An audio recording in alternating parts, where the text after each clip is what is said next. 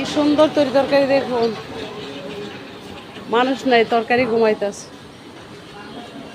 দাম হলে মানুষ কিনে কম, দাম কম হলে মানুষ বেশি কিনে, এই আর কি। দুপুরবেলা দেখার সুযোগ দিলাম।